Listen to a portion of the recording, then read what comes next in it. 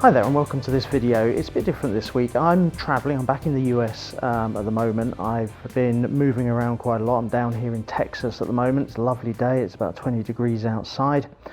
I'm here for about a week, and as I say, I flew into New York yesterday, down to Texas today. I'm here for a couple of days, then up to Michigan, across to New Jersey, New York, and then back to the UK. It's quite an intensive week's trip, and I'm running a whole bunch of workshops. Therefore, my bags, I wanted to bring carry-on because I'm using so many different internal flights. But my bags were weighing at about 20 kilos, so I had to make some real sacrifices.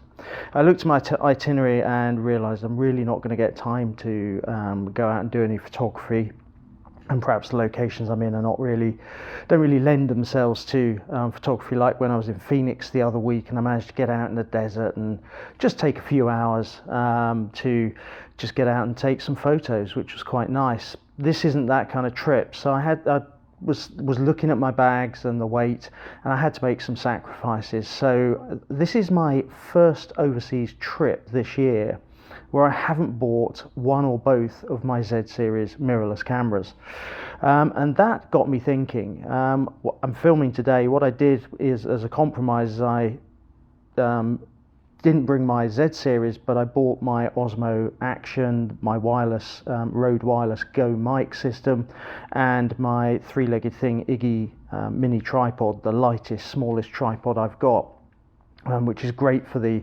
Osmo Action because it's really light, and I've got it stood on an office chair in front of me, so it's a bit of a hack together solution. But I thought if I do get a couple of hours, then I may be able to just do some of these kind of talking heads type videos.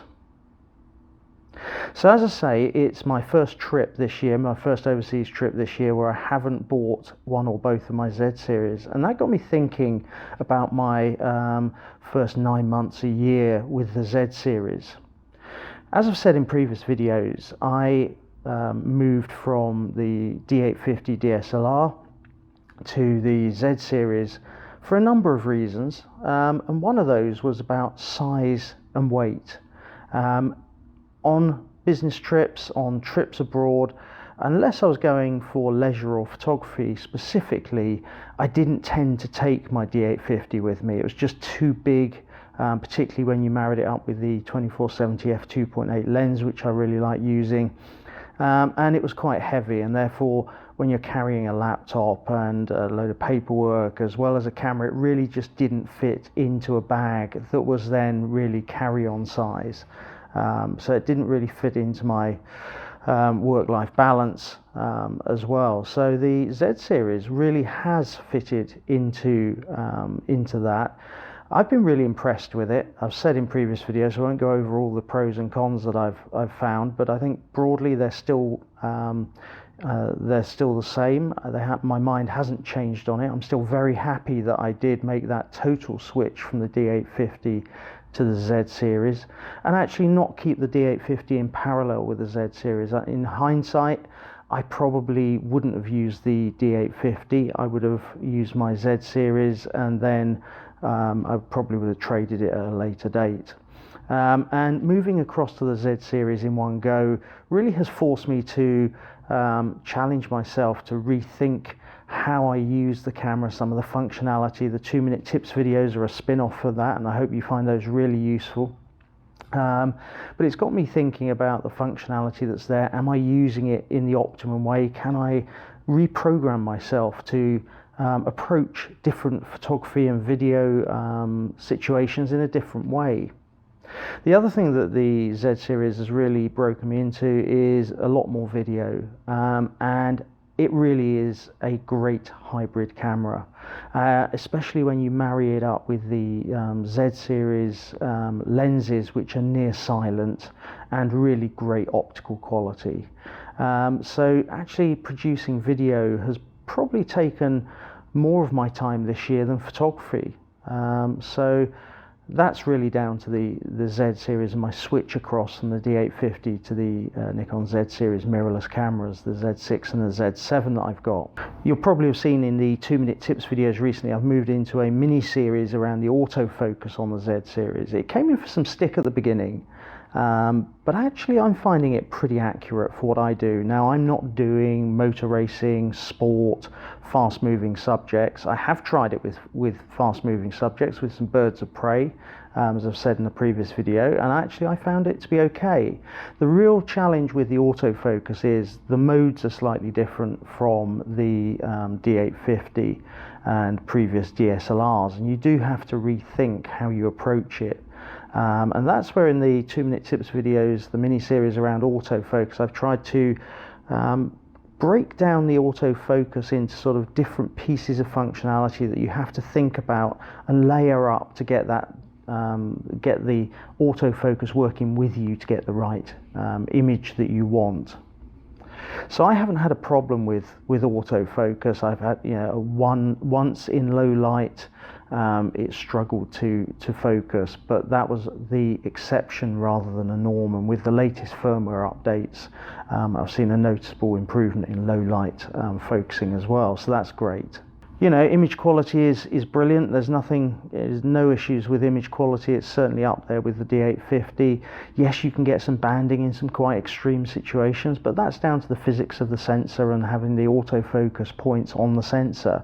And I've replicated it. I can, you know, create that banding.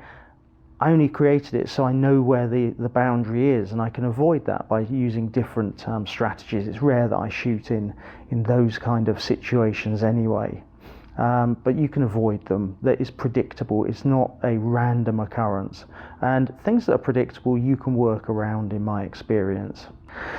The other great thing with mirrorless, as you know, whether it's using the EVF or the LCD on the back, you have this what you see is what you get approach, which is great for things like long exposures where you're using perhaps a big stopper or little stopper filter on the front, you know, one of those 10 stop ND filters where traditionally on a DSLR you couldn't see, you had to take the photo and check back and look at the outcome.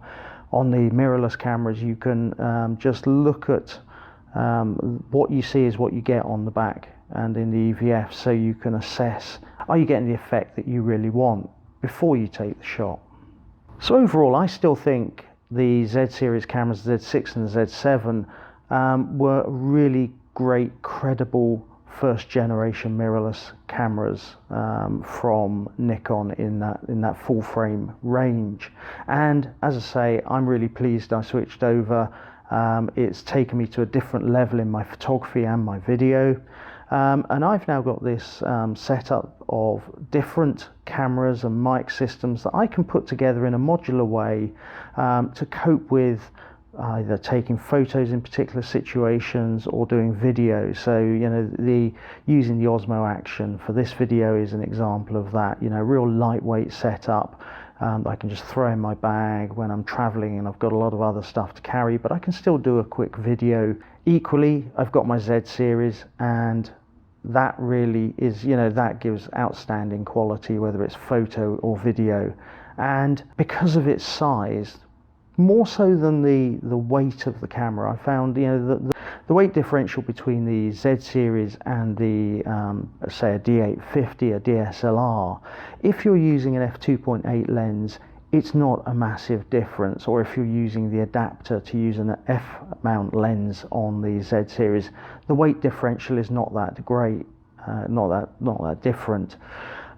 Where there is a differential with weight is obviously if you're using the f4 lenses, then it is considerably lighter and more compact. But it is that size benefit that allows me to carry two bodies with me at times, so I can have my Z6, which I use for either low light or video, as I did when I travelled to Greece, and then I have my Z7 for doing landscapes and more dedicated to photography. So I've got that mixture of different setups now that I can really pick and choose when I use different things, and the Rode Wireless Go mic is a real benefit to that, because I can use that with any of my different camera setups now.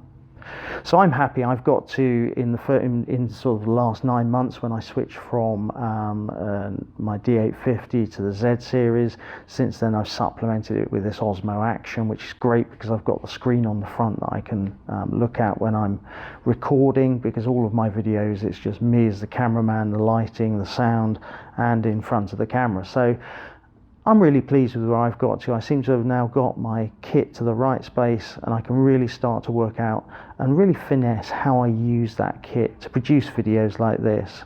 So I hope you found this useful. It's a bit of a slight different style, a bit of a fireside chat more, but I hope you found it useful, and I look forward to seeing you in a future video.